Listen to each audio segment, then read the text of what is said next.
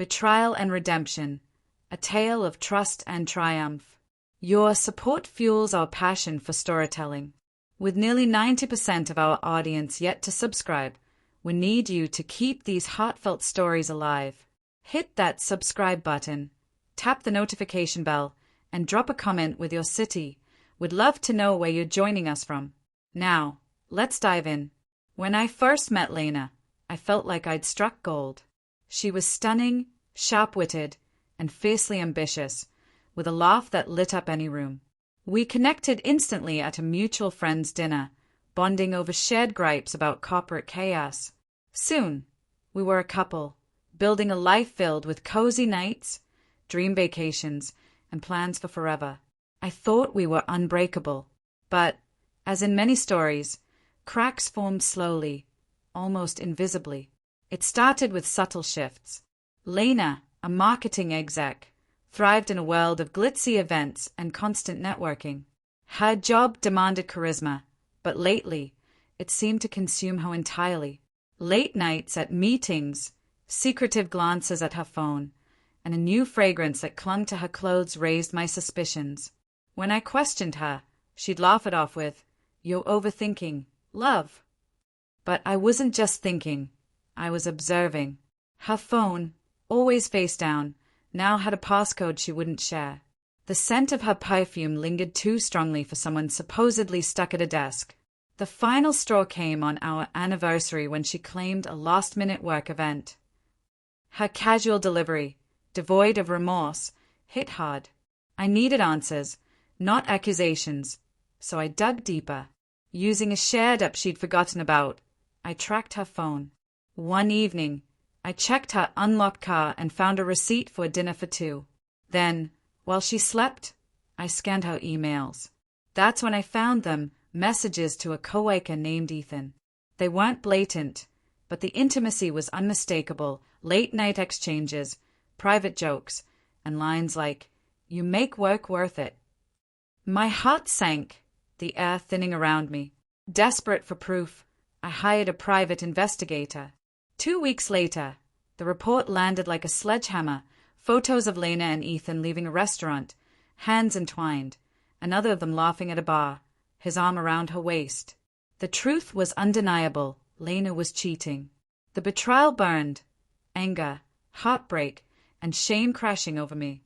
I'd given her my all, only for her to toss it aside for some charming colleague. Instead of confronting her immediately, I waited, plotting a reckoning that would hit hard.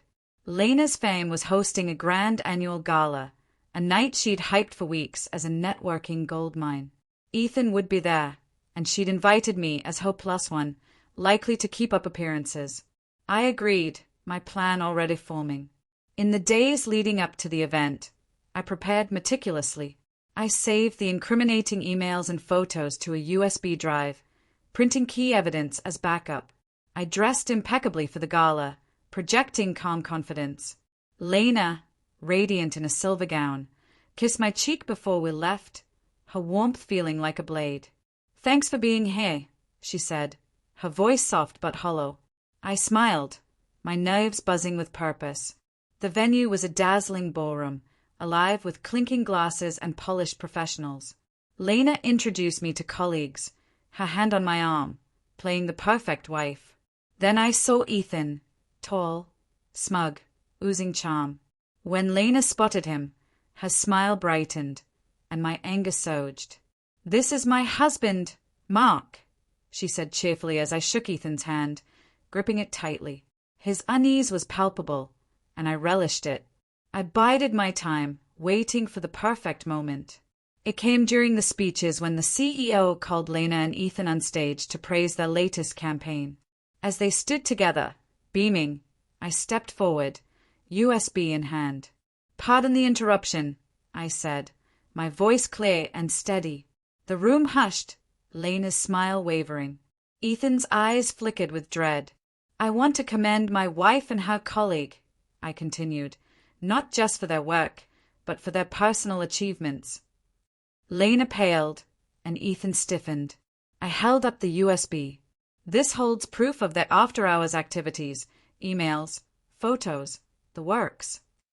Murmurs spread through the crowd. Lena's hand covered her mouth, shock in her eyes.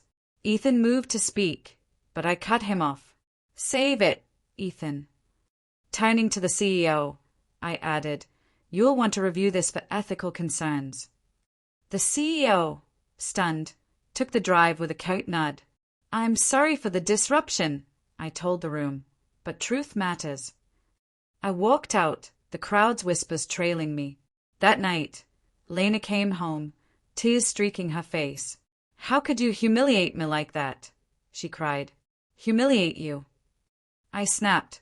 You betrayed me, Lena, after everything we had. She collapsed, sobbing, claiming it was a mistake. A mistake is missing a date, I said icily. This was a choice, repeated daily. Now face the consequences. The aftermath was brutal. Ethan was sacked within days, and Lena was demoted, her reputation shattered. Word spread to our circle, and she pleaded for forgiveness, but I was done. I filed for divorce and moved out, determined not to let her actions define me. Rebuilding wasn't easy, but I found a new job, new friends, and eventually, someone who valued trust as much as I did, someone who showed me love could be honest. Lena's life unraveled. Last I heard, she'd taken a lesser role at another firm, her charm no longer enough to outshine her past. Ethan faded into irrelevance, a lesson in the risks of crossing lines. I didn't just survive, I thrived, proving that betrayal doesn't get the last word. That, I learned, was the ultimate victory. If you enjoyed this story, please like, subscribe, and hit the bell icon. Thanks for joining us.